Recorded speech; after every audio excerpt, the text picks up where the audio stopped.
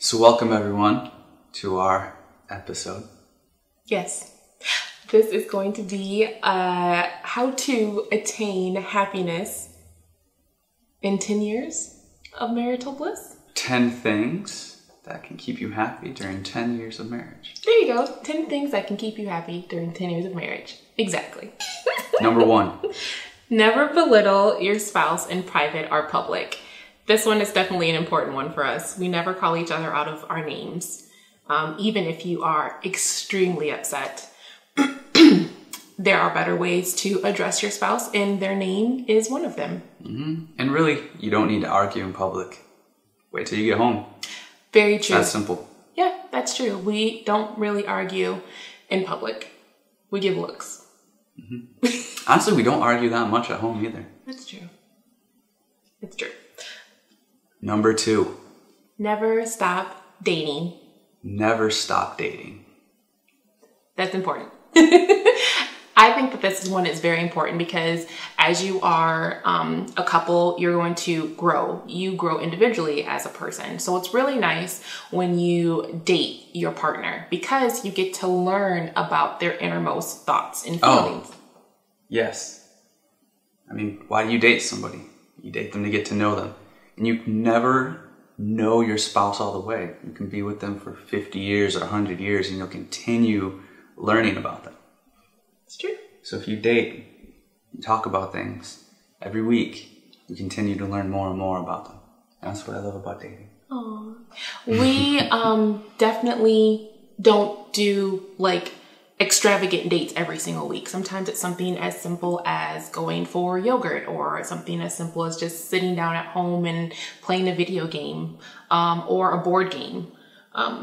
It's just... Matinee movies are fun. Yes, matinee movies are great as well. It's just a really old thing to say. We're old. We're old. Not that old. Okay, we're not that old. It's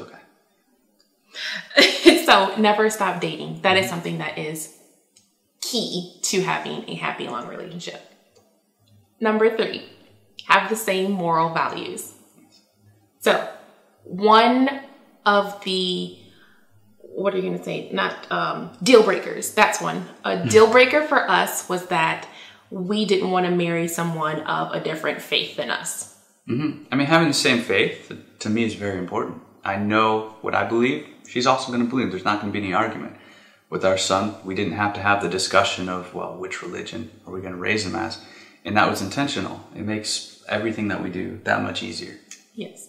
And even if you are not of the same faith, I would say that you definitely want to have those core moral values because that is who you are. So even if you are completely different, if you're an extrovert and they're an introvert, you need to have something that grounds you, those morals that are so important to you. So have those be the same. Number 4. Have a common interest. So yeah, this one was mine. I mean, if you think about it, everybody says opposites attract. And that is true. And it's a lot of fun when you're dating too, because it gets you out of your shell. You start doing things that you wouldn't normally do. But you still have to have some common interest. I mean, especially when you get to 10 years. I mean, the things that were interesting where she would try and get you out of your shell, you'd get her out of hers, can start to become more of an annoyance if it's really not an interest of you and you get sick of it after a while. But with that being said, even if you find yourself at a point where you don't have a lot of common interests, you should work on becoming interested in something that they are interested in. And I mean, they don't need to know that that's what you're doing, but if they do find out, I mean, they're going to love you for that even more. Yes. Yes, they will. So yeah, this is something that I definitely agree with. Have common interest. Like doing YouTube videos about your marriage. That's a good one. Oh, that leads right into Number 5. Laughter. Worked out well. It does work out really well. We didn't even plan that. Laughter is very important just because of the fact that you're going to withstand tests and trials during your relationship. There's no escaping that whatsoever. No marriage is perfect. So it's really, really nice when you and your partner have a sense of humor about things and you can laugh at things. Maybe not in those particular moments, But it gets you through. It does definitely get you through when you have that laughter. I mean, it's definitely studies that show that when you have laughter in your life, you live a lot longer and you have less stress. And that was it. That was it? Well said. Oh, awesome. So that is definitely a test of time. Number 6. Yeah, we're getting better at this. Oh, we are. Communication is key. Yes. Is.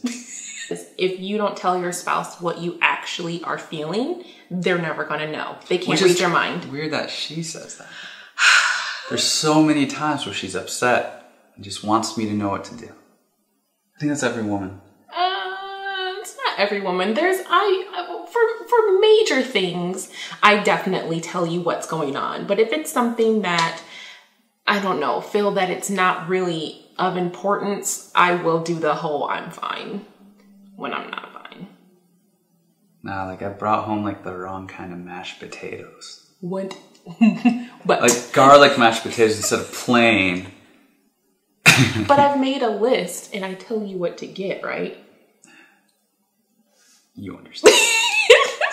So let's move on. Communication is key. Communicating that we go forward.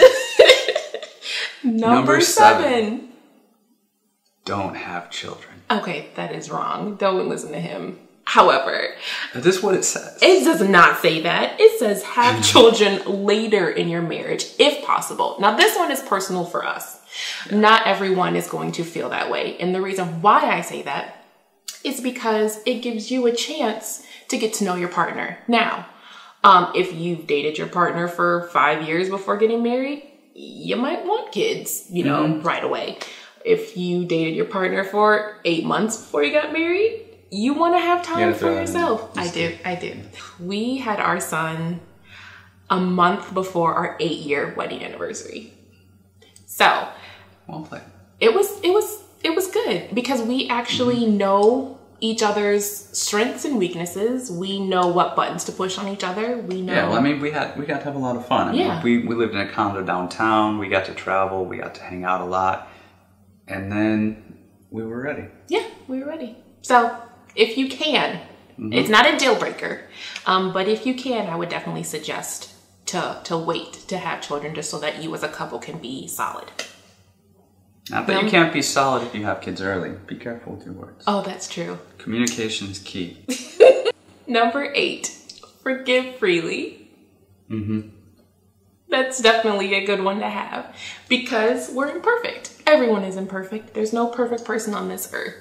And so when I say forgive freely, again, there may be big tests that come your way. There may be small tests that come your way. And it's really important not only for you to forgive, not only for yourself, but for your spouse. I mean, if you think about it, this is your teammate. If you're upset and you don't forgive, you're hurting them and you're also hurting yourself because you stay upset. If you forgive, by the time you start talking again, you're not even going to remember what it was. That's true. Or maybe you will and you just have to be a bigger person. Yeah. One thing that is kind of important to us too is not to go to bed angry. It's something that is definitely sometimes hard to do. But even if you just simply say, hey, I'm angry, but I can't talk about this right now. Can we talk about it in the morning? You at least can go to sleep knowing that you're not angry and you can figure out what you want to say. Number 9. Cook together. This was yours. Yeah, because that way, if she doesn't know how to cook and you do, you can make it playful and teach her without her knowing she's being taught. No, you did. And this one goes back to the second one of never stop dating. Yes. So cooking together is fun. Can be fun. No, cooking together is fun. Usually. Get a bottle of wine, enjoy yourself, make a date night out of it. Pick a good recipe. There's what you use a lot of online services where you find them. I just kind of Google stuff if I feel like. You do Pinterest a lot too. Yeah, Pinterest is awesome. There's a lot of good recipes on Pinterest. And they show you how to display it, how to put it together. It's a lot of fun. It is. So definitely cook together. Split it 50-50. And last but not least, number 10. Make time for one another. Easier said than done. Especially when you have a child in the relationship. It's really, really important. Life gets in the way, work gets in the way, stresses, all that stuff. But it's so important for you to make that time. It took days of planning for us to sit here right now. It really did. It really did. But it worked out. It did work out. We made time for each other. We did make time for each other. And it just so happens that our son is napping, so that makes it a lot easier. Even when he goes to sleep, even if it's something as small as 10, 15 minutes a day, to just sit down and kind of talk about your day and reconnect as a couple. That is something that is awesome. So those are our 10 things that we do to keep ourselves happy during 10 years of marriage. And I'm sure there'll be another 10 over the next 10 years. I'm looking forward to finding out what they are. Me too. Thanks for watching, guys. Bye.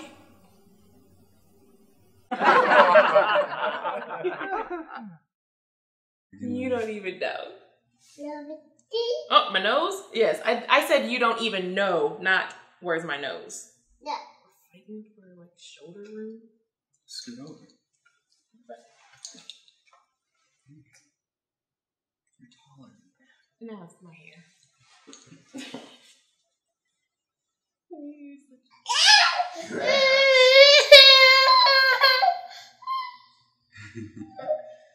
Oh, parenthood is joyful. It is so joyful. Number 9. 8. Oh, wait. Yeah, she can read. Number 8. Just pause. Okay. Next one. Next.